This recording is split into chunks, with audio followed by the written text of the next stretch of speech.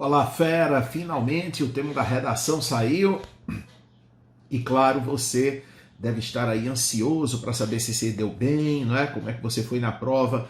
O tema muito interessante este ano, o estigma associado às doenças mentais na sociedade brasileira. A primeira coisa que você deveria perceber é que o centro do texto está no debate sobre o estigma que é associado às doenças mentais. Então, é preciso que você atentasse para esse detalhe, porque é o elemento restritivo aí. De falar sobre as doenças mentais, tudo bem, há centenas de vídeos na internet que tratam de doenças mentais no Brasil, tá? Mas o tema pediu uma restrição, o estigma associado a essas doenças. Então, esse é um ponto inicial e um ponto importante para que você tenha feito uma boa redação. Estigmas são marcas, né? No caso aí do texto, a gente poderia até traduzir por preconceitos. Então, o preconceito associado às doenças mentais na sociedade brasileira, tá? Bom, aqui a gente tem um texto que eu retirei do seu material de 2020. Você que estudou comigo, na aula número 20, nós debatemos a internação compulsória de dependentes químicos, mas os textos tratavam de pessoas com problemas mentais, e não apenas de dependentes químicos, até porque a lei engloba os dois. Eu trago aqui a Lei Federal número 10.216 de 2004, que dispõe sobre a proteção e os direitos das pessoas portadoras de transtornos mentais. Isso que eu estou lendo está no seu caderno 2020.1, aula número 20, tá? Aliás, 2020.2, aula número 20. E que regula também as internações de dependentes químicos. Essa lei prevê, em seu artigo 1º, que os direitos e a proteção das pessoas acometidas de transtorno mental, de que trata esta lei, são assegurados sem qualquer forma de discriminação quanto à raça, cor, sexo, orientação sexual, religião, opção política, nacionalidade, idade, família, recursos econômicos e ao grau de gravidade ou tempo de evolução de seu transtorno, ou qualquer outra, respeitando o princípio da igualdade previsto no artigo 5º da Constituição Federativa do Brasil. Assegurar ainda o direito ao acesso à saúde, sem qualquer restrição, também previsão constitucional. Então, falar da Constituição na redação é sempre importante, né? E estava aí o texto no nosso material tratando dessa lei que dispõe de pessoas com transtornos mentais e de pessoas também que são dependentes químicos, né? E mostrando aí que essas pessoas têm direito irrestrito a um tratamento igualitário, não é? Que é previsto na Constituição. Então, você poderia, eventualmente, em algum momento do seu texto, falar da Constituição, não é? E falar que essas pessoas que apresentam transtornos mentais, não é, têm garantidos os direitos constitucionais, não é? Sem sofrerem nenhum preconceito por causa de sua raça, de cor, de opção sexual, ou melhor, de orientação sexual, desculpe, de religião, de opção política, agora sim, de opção política, enfim, tá? Então, um ponto seria esse, você poderia fazer referência à Constituição. Mas estamos falando dos estigmas associados a isso, tá? E aí, eu coloquei aqui para você algumas ideias que eventualmente poderiam ser levantadas no seu texto, e que, claro, se você debateu essas ideias, é bem possível que você tenha feito uma boa redação, né? Você poderia começar o seu texto falando de uma questão mais ampla, né? Segundo a Organização Mundial de Saúde, né, o conceito de saúde não é restrito a aspectos físicos. Ele está também associado aos aspectos mentais e ao bem-estar social, tá? Então, você poderia apresentar um conceito, inicialmente, um conceito amplo de saúde, mostrando que a saúde não é só o bem-estar físico, tá? Você poderia ainda trazer a questão, veja, no Brasil, por exemplo, até o século XVII, as pessoas com transtornos mentais não tinham absolutamente nenhum tipo de tratamento. Muitas vezes ficavam vagando pelas ruas, eram abandonadas pelas famílias, né? E aí, essa para uma alusão histórica, por exemplo, tá? Nós temos um problema, né, que é a invisibilidade social, né? Isso seria muito mais a consequência desses estigmas. Os estigmas são as visões preconceituosas, né? Um preconceito que, aliás, se estende até os profissionais de saúde que tratam de questões mentais, como os psicólogos e os psiquiatras. Muita gente não procura um psicólogo, muito menos um psiquiatra, porque há um estigma social de associar esses profissionais a serem médicos de doidos, médicos de loucos. Então veja, aí a gente chega exatamente no ponto do estigma social, a marca social que tem um viés histórico, né? Então você poderia falar da consequência disso, que é essa invisibilidade social. A internação de pessoas com problemas mentais deveria ser em curto período. O tratamento preferencial é o tratamento junto à família, é o tratamento que busca a reinserção social desse indivíduo. Aliás, um dos últimos temas que a gente debateu no curso de português foi a inclusão de crianças com algum tipo de limitação nas escolas, né?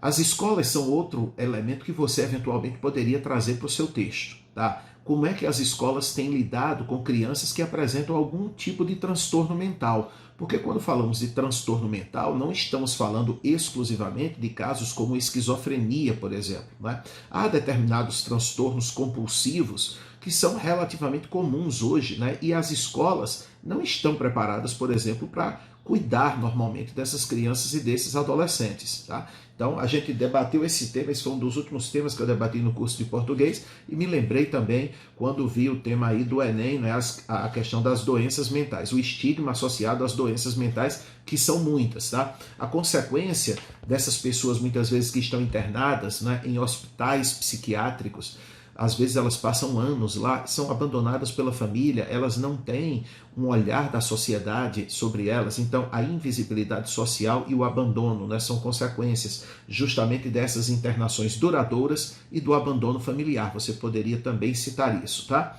Outros elementos que também você poderia trazer para o seu texto. A visão estigmatizada que existe hoje, de novo o estigma, né, a marca, o preconceito da depressão. A depressão é talvez a mais comum doença mental dos nossos tempos, tá? E muita gente continua achando que depressão é tristeza. Muita gente continua achando que depressão é melancolia, né? Então, a falta de conhecimento também contribui para essa visão estigmatizada das pessoas a respeito de transtornos mentais ou de doenças mentais. E nós chegamos a debater a questão do suicídio em uma das aulas do curso, né? A depressão muitas vezes leva ao suicídio, nós discutimos isso, e o que ocorre? Muita gente não leva a sério, né? Quer dizer, depressão é uma doença que precisa de tratamento, precisa de acompanhamento médico, é um transtorno mental que precisa ser cuidado para evitar que algo pior aconteça. Então você também poderia trazer o exemplo da depressão como uma questão de doença mental na sociedade brasileira e que não é encarada como tal, né? Já coloquei aí a falta de preparo das escolas, a visão dos antigos manicômios, né? Então a associação a antigos manicômios que havia no Brasil, sim, né? Um dos mais famosos lá em Minas Gerais, acho que na cidade de Barbacena, se não me falha a memória, não tenho certeza, havia um manicômio, né, que estava programado para 200 pacientes e chegou a ter mais de 5.000. O Brasil teve uma história de tratamento de abandono, de maus tratos também a essas pessoas com transtornos mentais, né, que são justamente abandonadas pela família. A verdade é que só mais recentemente é que o país começou a ter uma preocupação com a reinserção social desse indivíduo justamente a partir do acompanhamento familiar, né, e não do abandono em algum hospital. Então, a reinserção social e o apoio da família são imprescindíveis, né? O debate público é muito importante. E o Enem dá uma contribuição muito interessante para que se debata o assunto e para que nós vençamos um pouco essa invisibilidade social sobre essas pessoas, né? O conhecimento, a partir da escola, a partir da família, né? A partir dos tratamentos, é imprescindível para que a gente melhore essa situação e que garanta a essas pessoas, como diz a Constituição, né, o direito ao respeito, né, o direito à igualdade, a um tratamento respeitoso em todos os âmbitos sociais, tá? Existe uma lei, a Lei 10.216 de 2001, que estabelece a Política Nacional de Saúde Mental, também conhecida como Lei Paulo Delgado. Ela extinguiu o modelo de internação compulsória e os manicômios pelo tratamento em liberdade, ou seja, já há pelo menos 2 décadas a gente tem essa vertente aí e que procura a reinserção social, não é, a partir da participação da família. Mas o estigma, de novo, o estigma tem prejudicado a vida de muitas pessoas com esses transtornos, tá? Quantos pais, diante de adolescentes que estão com depressão, não dizem que o adolescente está com frescura, que o adolescente tem tudo que pode ter na vida e que não tem motivo, que depressão é frescura. Esse é só um dos exemplos desse estigma social que existe, né? Muitas vezes também a negação dos pais diante dos problemas dos filhos, né? Quando a criança começa a apresentar algum tipo de transtorno, muitos pais simplesmente negam isso, impedem que a escola muitas vezes também tome um posicionamento em relação àquela criança, né? O que não ajuda definitivamente. Então esse negacionismo também de transtornos mentais nas crianças por parte dos pais não contribui para a melhoria da situação, tá? Essa lei de 2001 propõe a substituição de práticas de internação por outros tipos de serviço, como os Centros de Atenção Psicossocial, os CAPs, não é? Então, numa eventual proposta, você poderia falar na ampliação desses CAPs, não é? De leitos de saúde mental em enfermarias de hospitais gerais e não de hospitais psiquiátricos. De novo, temos aquela ideia de que isolando o indivíduo, né? Isolando o indivíduo, você tem uma política de exclusão e não uma política de inclusão, que é o que está previsto na Constituição Federal, tá? Então, a criação de hospitais psiquiátricos, colocar esses indivíduos internados durante anos e anos e anos, não ajuda em nada. Quer dizer, esses hospitais viram depósitos e nenhum tratamento mais efetivo para contribuir para que esse indivíduo volte para a vida em sociedade, para que ele volte para o âmbito familiar, que é muito importante. O abandono da família agrava demais a situação de pessoas que têm esse tipo de problema. E em 2019, o Ministério da Saúde publicou um documento de 32 páginas, tratando dessas questões relacionadas a transtornos mentais, como depressão, ansiedade, que é outra coisa muito comum, esquizofrenia, transtorno bipolar, transtorno obsessivo-compulsivo, relativamente comum entre adolescentes, e incluindo dependência de substâncias psicoativas como álcool, cocaína, crack. Nós tratamos disso, como eu disse, na nossa aula de número 20, né? E orientava para a compra de aparelhos no SUS e pregava abstinência como tratamento a pessoas que fazem uso abusivo de álcool. Houve muitas críticas, né? Falava de criação de leitos em hospitais psiquiátricos.